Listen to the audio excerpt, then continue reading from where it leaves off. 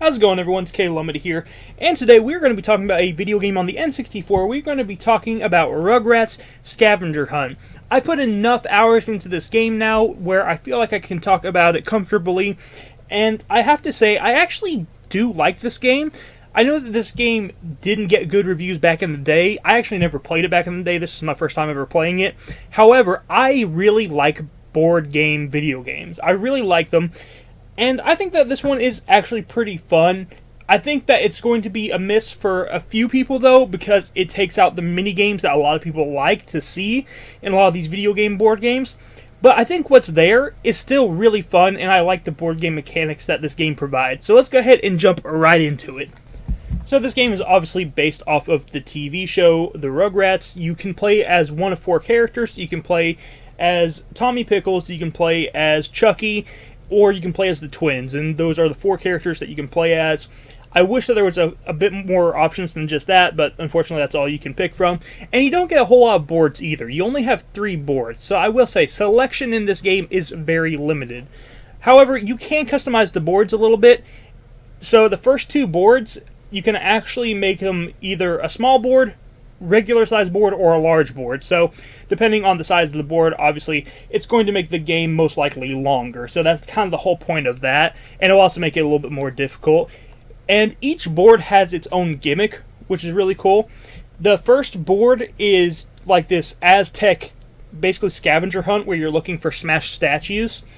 And the whole point of it is you're actually all working together on this one. You're working together with the other players, and the whole point is for the babies to find all of the statue pieces before Angelica finds her statue pieces. So you're kind of racing against her to build the statues first, and then if any of the babies win, then the entire team wins. So that's kind of like a team board game, which is actually really cool. I like that one a lot. The second one is basically a free-for-all. And it is a little bit different because you are trying to find treasure. It's like an underwater kind of sea adventure, and you are playing a board game underwater, and you can basically stop and search these different areas, and you are trying to find hidden treasure within these different areas. And if you find the 4 treasure pieces you need, then you will win the game. So you're looking for that, and you can also get in little battles in this one, which is kind of interesting. It's not really like mini games you'd see in a lot of other party-style video games. This doesn't really have really good mini games. It's more of like just one quick like pop-up that will happen, and it's basically rock, paper, scissors, but they use cannons and a flag and a sword instead. But it's the same idea as rock, paper, scissors, basically. And that's really the only mini game that you'll see in this. The last course, what do you call it, course? The last board, I guess board would be the correct term for this.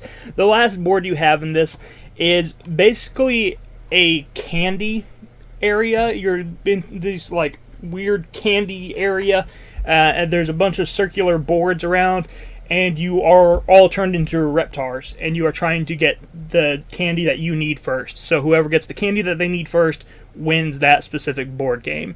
And that's the 3 different board games that you have.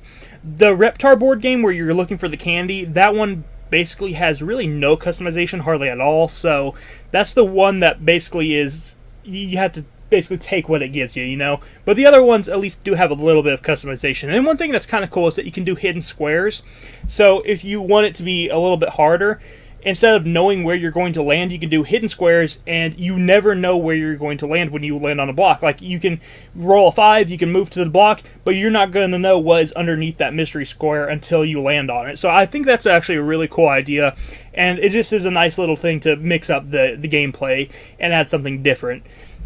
The graphics, for the time, I don't think are actually too bad. You can tell what everything is just fine. And I also would say that this game's performance is also really good, but at the end of the day, it's a board game, video game, so its performance should be pretty good. So all that stuff's fine, though. The music isn't too bad. I will give them that. The music is actually pretty decent in this game, and it fits the show pretty well. And I do like some of the mechanics that they have, because your characters have these, like, little energy bars, and they can run out of energy, and if they do, they get taken to a different room, and you basically have to leave that room and go back onto the board and basically get back to where you were when your character ran out of energy. Or you can actually collect cookies in this game, and you can use those cookies for your energy so you don't get taken off to the nursery room. So that's kind of a cool idea. I like that little theme that they did there. I like that little mechanic.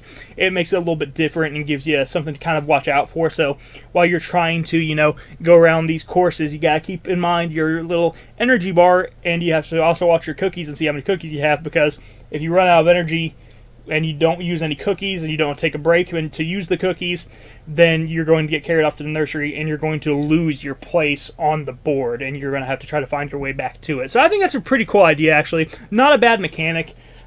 And overall, I think that the ideas that this game had were pretty decent.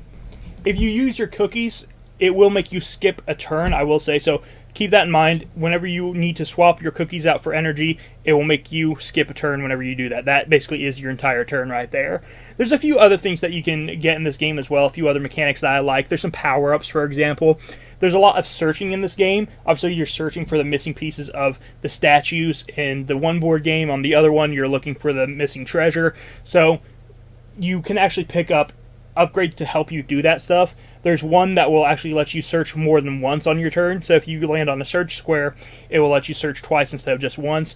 There's also shortcuts you can find, and they will unlock access to one of the other areas of the board, and you can get there a lot easier. And there's also one ability that lets you move in any direction. So instead of being stuck moving in just one direction, it will let you move basically any direction you want on the board itself. So I think that's pretty cool. Overall, when it comes to the mini games and how that, there's not really any mini games on this, I actually don't mind that personally. Mini games aren't really a make it or break it thing for me. Honestly, I may get some hate for this, but the mini games in Mario Party are like my least favorite part about Mario Party. I don't really care about the mini games a whole lot. So if you are interested in a board game style video game and you're someone that isn't really too crazy about the mini games and a lot of these other Mario Party style games, maybe give this one a shot, because this one's pretty fun. It is really nice that you can multitask in this game because it doesn't require your undivided attention. So you can put this in your N64 and then you can listen to a podcast at the same time. So I do like that as well. It doesn't require your complete attention, and you can listen to a podcast, watch some YouTube at the same time. So that is kind of nice as well. I think that this is a fun game. I think it's good for what it is. And if you are looking for a game that really captures the board game experience, but still does it in a way that only a video game really can, I think you should check this one out, especially if you're like me and the mini games really aren't a huge deal for you. So there we go. Thank you for watching. I hope you enjoyed this video. If you did, hit the like button, subscribe button down below, and I'll talk to you in the next one. You have a wonderful day. Bye-bye.